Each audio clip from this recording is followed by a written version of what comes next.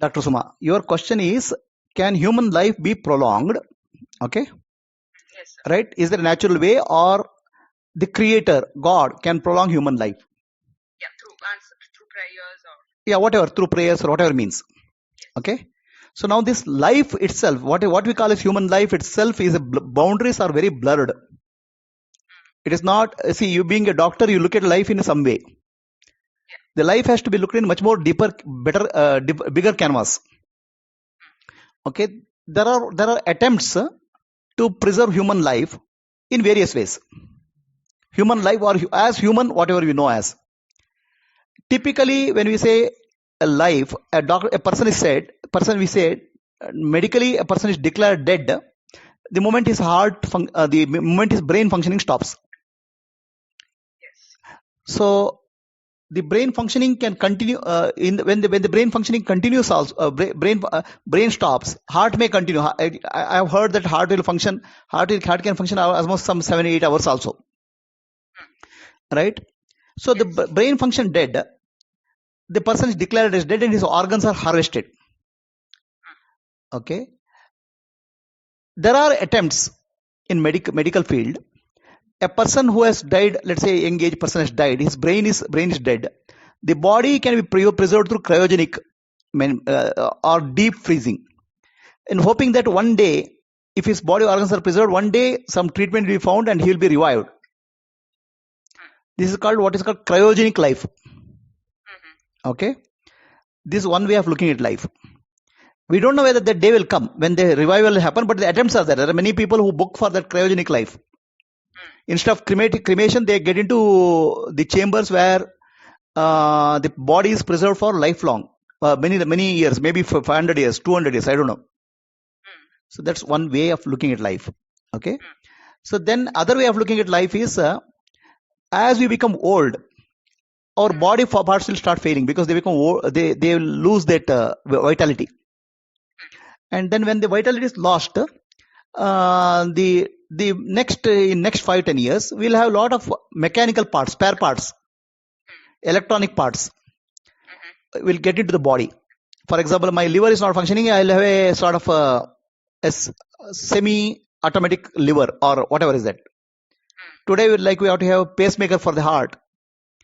So many organs of the body will be replaced by mechanical or electronic parts, right? Which means human beings progressively become a sort of cyborg, which is half human, half electronics. Cyborg. So far what we know as human being is a biological life form. Yes. It will become a semi-biological and electronic life form in the days to come, maybe in our lifetime, in 10-20 years. Correct? So that's another way. One is cryogenic life form, another is electronic life form or a cyborg. Third is artificial intelligence life form. There's another way of looking at life. What happening is that there's a project which is going on in the world. It's called, I think it's 2035 project, where the human, whatever we call as human being, can it become program in the computer system?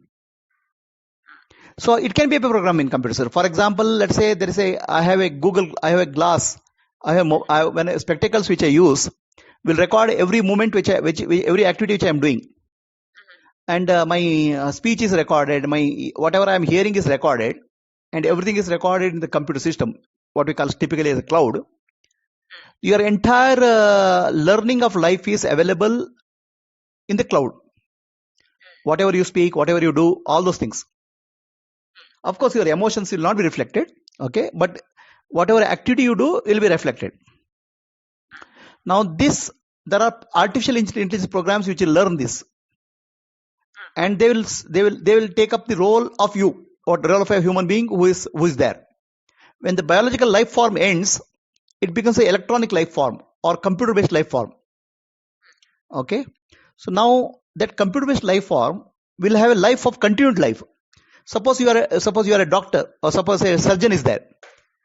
His learning will not go waste. That learning will continue. The artificial intelligence program will continue to learn and develop. It will have creativity. It will interact with other doctors. In fact, the programs will advance to such an extent that you will not know who is human being and who is a machine. And that is not, I'm not speaking of another 100 years frame. I'm speaking of next 10 years I'm speaking of. Okay. So a boundary between who is a human being and who is a computer program will be very blurred in that sense. It's going to be blurred in next 10 years. Okay. So now this program is not just a program. It can work through a robot. It can work through a robot. Let's say a surgeon is there. The program learns whatever surgeon has done in his lifetime, and it will operate a robot. Probably, let us say surgeon is a very good neurosurgeon. The robot will do neurosurgery, and it will continue to learn what doctor is. Let's say doctor lives for 200 years. In 200 years, whatever you would have learned, this machine will learn, continue to learn and evolve. So from biological life, you have gone into a electronic life form. Right? Yes. Now, not only that, it will not only learn this thing. Okay, it'll actually also it also will have the ability to travel, in the sense the holographic image of you, holographic image of the person who has died. The computer will be able to interact with the holographic image.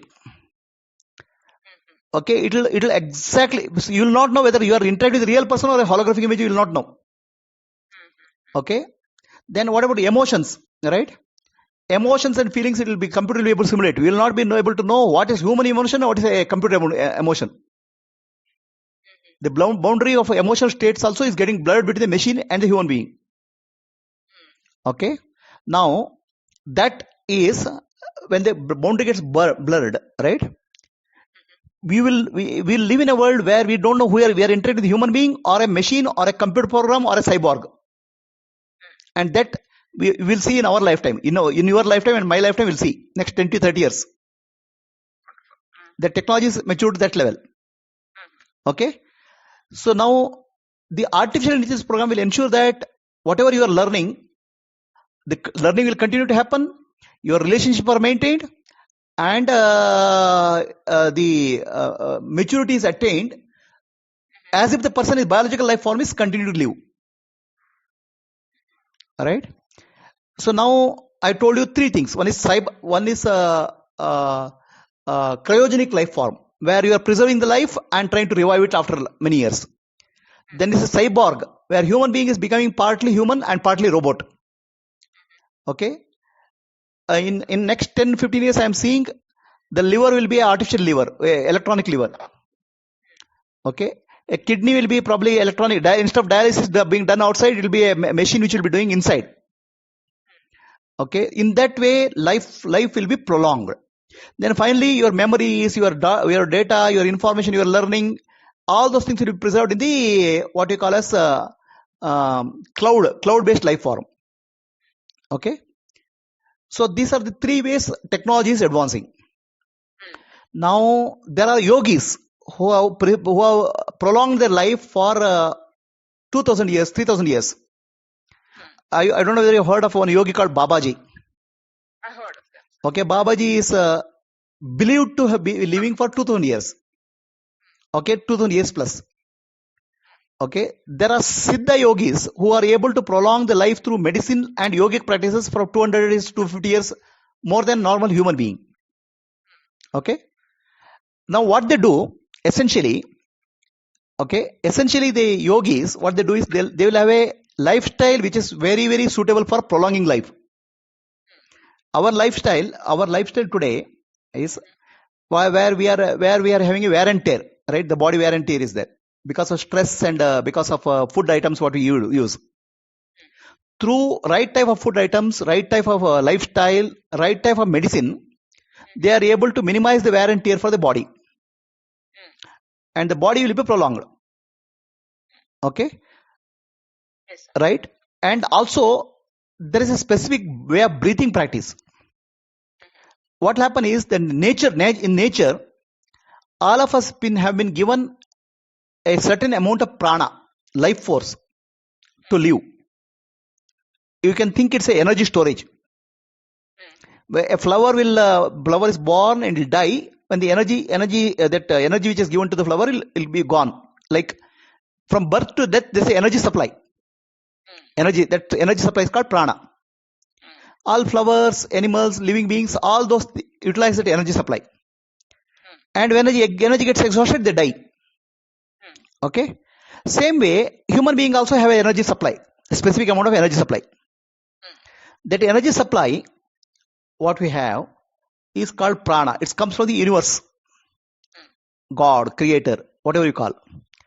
Now that supply is limited in the sense it is for a certain duration. Okay. So now let us say your lifetime is 70 years. For 70 years, whatever the energy supply is required, that storage is given to you. Okay. Understand? Now the question is whether that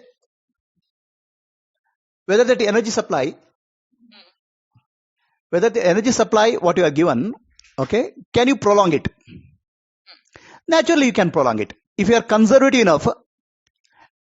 Right? If you are conservative enough, what you can consume for 1 week, you can consume it for 2 weeks or 10 weeks.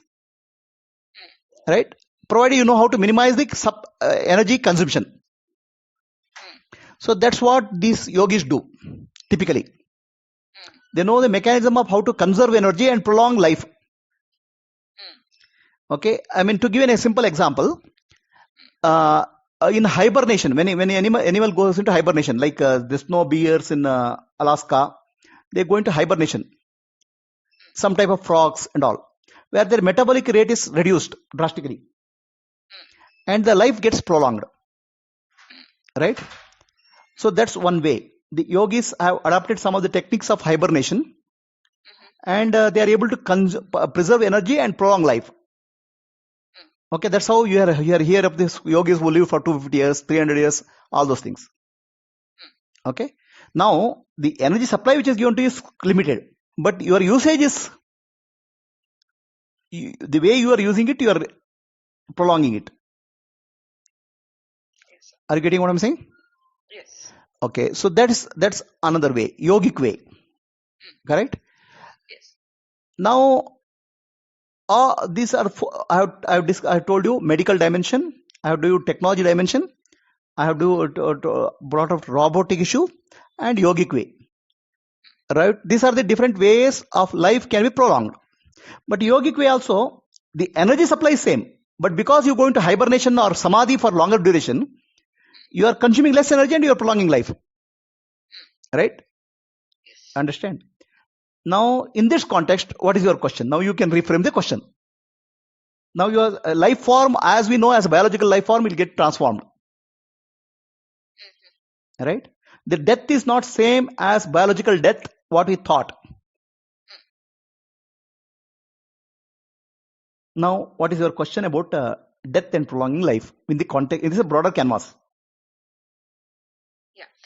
What I meant was, like how you explained, there is a limited source of energy that all of us are born with, which gets used up on a daily basis and finally gets leave body.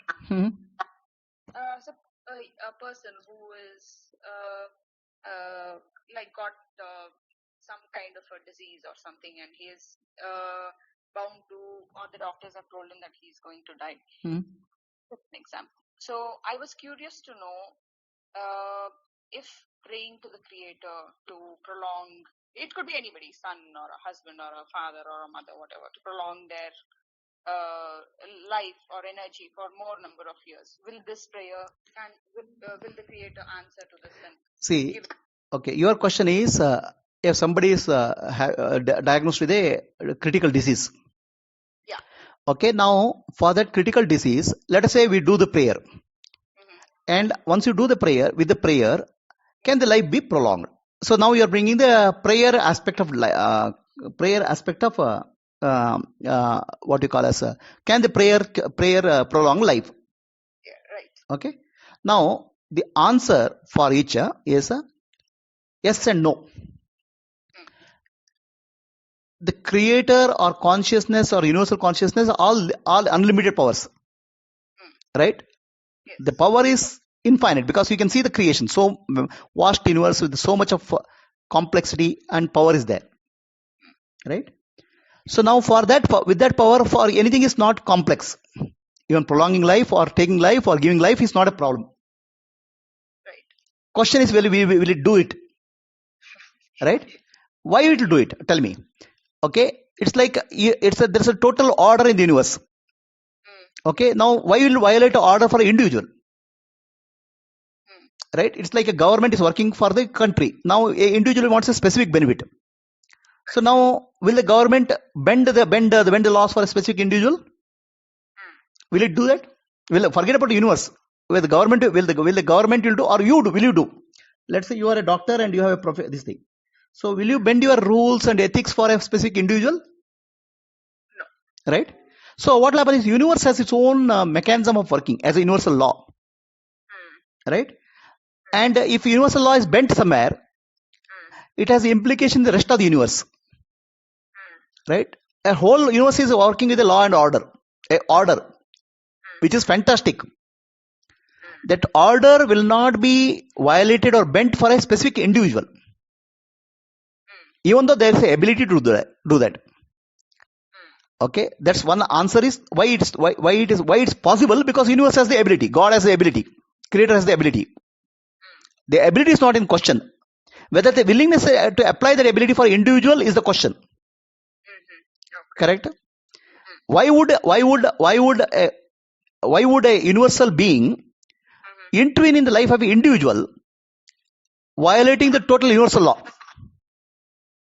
Correct? Unless the individual is very exceptional. Correct? Unless the individual is very exceptional. Correct? Why individual is exceptional? An individual is exceptional because that individual lifelong prolonging the life of an individual will have a beneficial effect on the universe. Do you understand what I'm saying? Yes. That's why there are 7 so-called Chiranjeevis. In India, remember 7 Chiranjeevis. Ashwatthama, Balivyaso, Hanumansha, Vibhishana, Krapa, Parashuramascha, Saptaite Chiranjeevina. Ashwatthama, Bali, Vyasa, Hanuma, Krapa, Parashurama. These are considered as Chiranjeevi. That means they'll live till the universe is destroyed. Okay, they are living there because they are coming with the exceptional ability which has some impact on the universe. They are not living because of individual ability. They are there for as a part of the universal functioning, not as an individual. Okay, so why will the universe focus on a specific individual unless it has a universal implication? Right? The answer is no. Okay, then what is the value of the prayer? Correct? The value of the prayer is, there are many things which are there, critical, okay, where, see, the doctors are trying to save a person. Okay, so now, doctor's effort or individual effort is limited. We are invoking the grace to show us something which human mind cannot comprehend. Okay, for example, I'm just giving an example. Okay, there's a disease. For a disease, some treatment is required. Doctors have come to a dead end. I can't do anything more. The prayer is to seek, is there something more I can do? Show me the path for doing something more, which I am not able to understand. Okay, seeking, it's not that the intervention will happen. The person's life is not ended because of karmic reason. It is not this energy store is not ended. The life is still there. Let's say a person has an allotted lifetime in the universe is 70 years.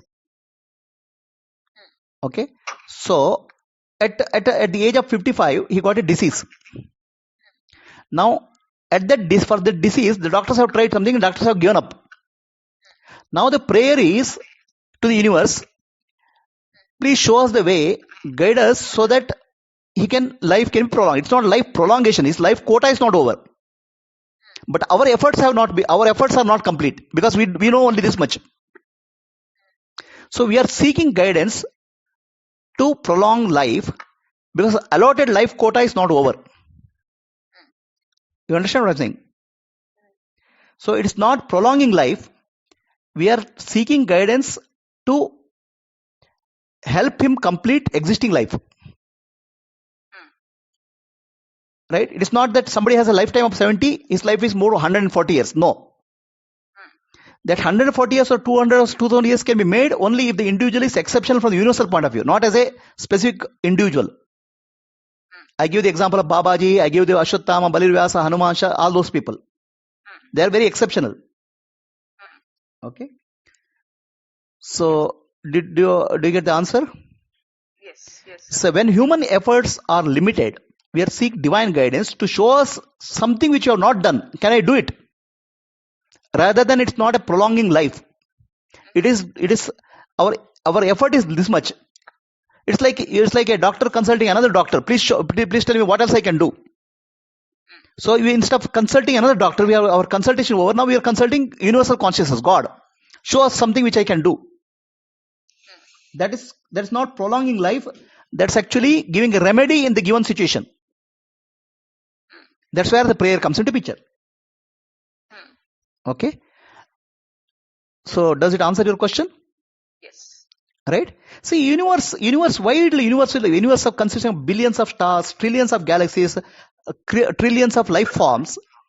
Why will it change a law for a specific individual? Forget about the universe. Will you do it?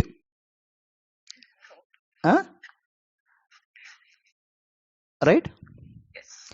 Yeah, but if you are exceptional, universe will definitely bend the rules, because the universal has the individual has a value to the universe, whatever value, which we don't know, but the universe will know. Are we clear? Yes, sir. So now that answers your question. Then I will bring one more dimension. So what is the value of a prolonging life? You please tell me. Let's say tomorrow we are able to live for 1,000 years or 10,000 years. What is the value of that? Why would you do something to the universe? I don't think there's any value. There is no value for that. Okay, because see, now you look at our life, right? We are 20, 30, 40, 50 years old. Already we are burnt out. In the sense, what is of interest to us will no longer interest us. A time will come, the boredom will overtake us. There's nothing to do. Okay? The exhaustion will come in terms of learning, experiencing. Exhaustion will come. Then prolonging the life will become a burden rather than a boon. You understand? I know my grandmother, okay, who lived for 102 years. Okay? She was praying for death since the age of 70. She has nothing to do. She says, why do I live? It's not that she's cynic. Her children have grown up. They have grandchildren, great-grandchildren. Okay? Life is prolonging. You have nothing to do. So what will you do with a life which is where you are not able to do anything meaningful? The whole meaning will go out of life. Right?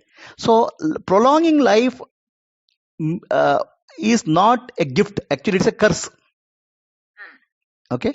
So that's where it's not about duration of life.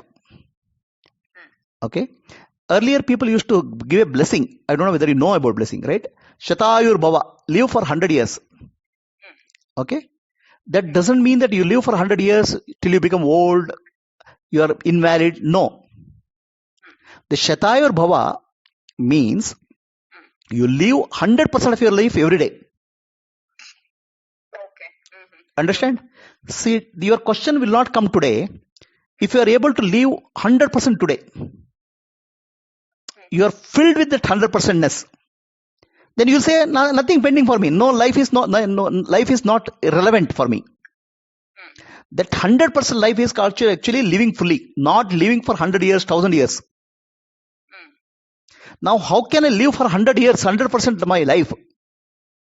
That is the challenge. And that is called spiritual journey or enlightenment. In enlightenment, what will happen is, we are all living beings called creatures. Right? Living beings are called a creature. Because that presupposes there's a creator. Creator is different from the creature. The creature has not much of choice. It has to go through a lifestyle in a programmed way. Biological programming, social conditioning, all those things. But as a human being, we have an ability to break through this programming.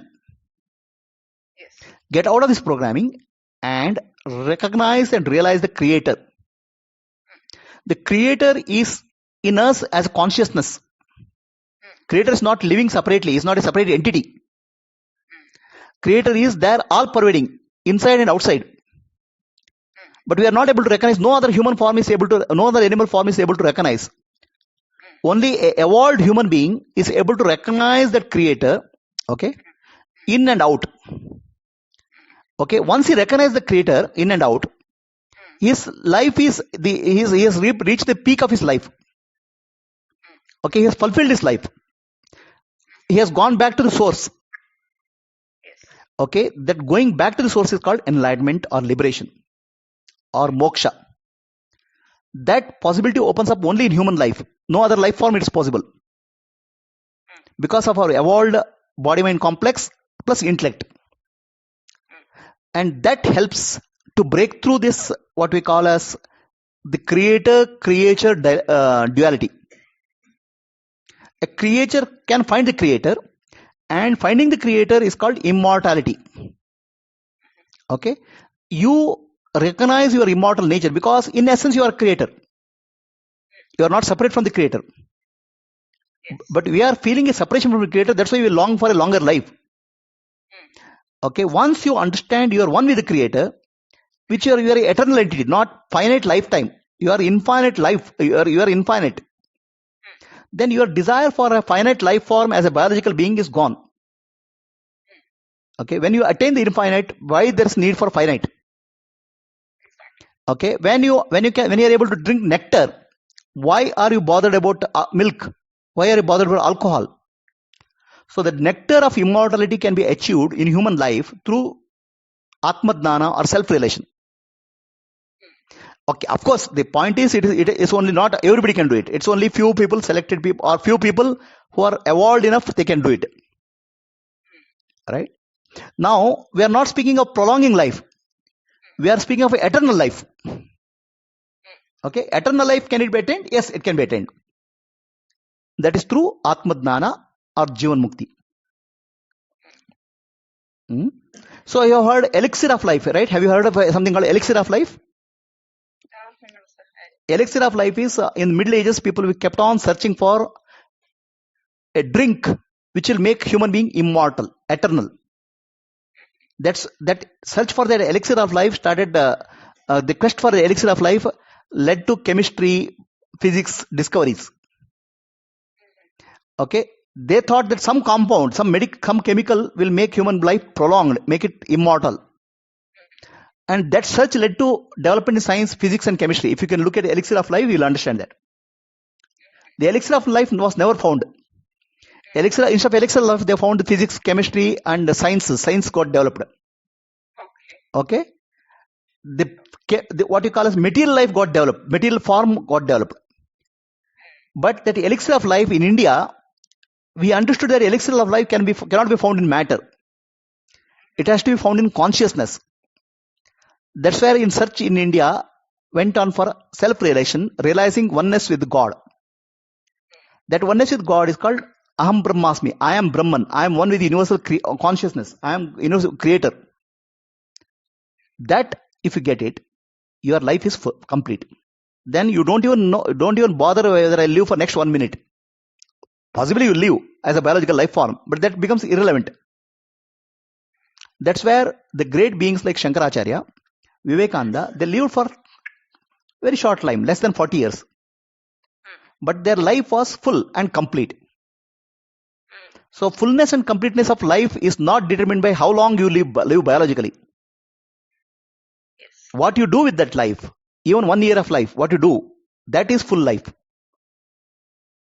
Yes. Now in this context, what is your question about prolonging life? No, I was just curious. Is it like when we are born, this energy, what have you explained? I didn't know that concept, that it gets over as we pass along.